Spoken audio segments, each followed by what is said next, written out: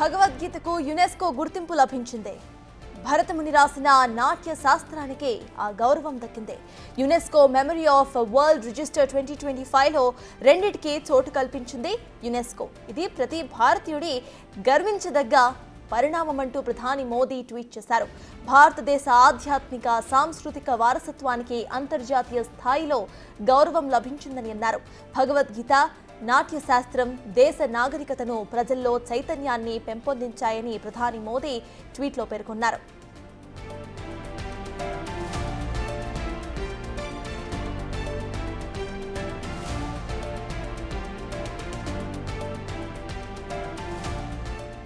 మొత్తానికి భగవద్గీతను భవిష్యత్తు తరాలకు అందేలా సంరక్షించేందుకు అంతర్జాతీయ సహకారంతో పాటు నిధుల సమీకరణకు యునెస్కో గుర్తింపు ఉపయోగపడుతుంది. గ్రంథం చారిత్రక సాంస్కృతిక విలువను రక్షించడంలో కీలక పాత్ర పోషిస్తుంది. అలాగే భారతదేశ ఆధ్యాత్మిక వారసత్వాన్ని ప్రపంచవ్యాప్తంగా మరింత ప్రచారం చేసేందుకు దోహదపడుతోంది.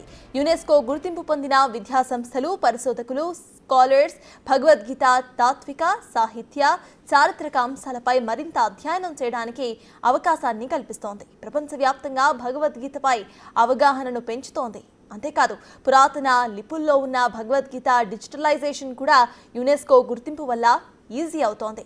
ఈ ప్రక్రియ పూర్తయితే గనుక భగవద్గీత ప్రపంచవ్యాప్తంగా మరింత సులభంగా అందుబాటులో ఉంటుంది.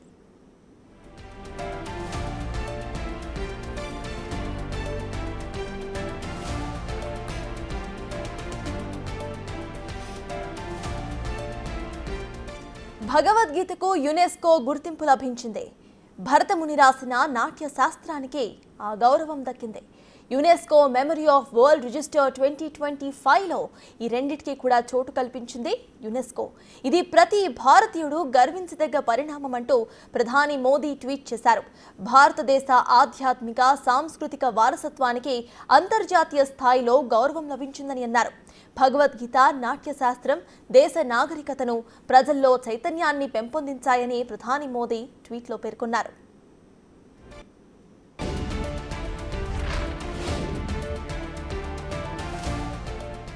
భగవద్గీతను భవిష్యత్తు తరాలకు అందేలా సంరక్షించేందుకు అంతర్జాతీయ సహకారంతో పాటు నిధుల సమీకరణకు యునెస్కో గుర్తింపు ఉపయోగపడుతుంది.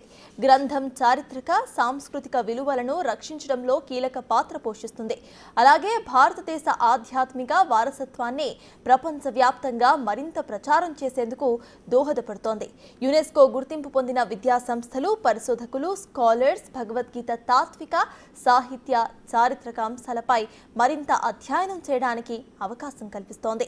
ప్రపంచవ్యాప్తంగా భగవద్గీతపై అవగాహనను పెంచుతోంది. అంతేకాదు, పురాతన లిపుల్లో ఉన్న భగవద్గీత డిజిటలైజేషన్ కూడా యునెస్కో గుర్తింపు వల్ల సాధ్యమవుతుంది. ఈ ప్రక్రియ పూర్తయితే గనుక భగవద్గీత ప్రపంచవ్యాప్తంగా మరింత సులభంగా అందుబాటులో ఉంటుంది.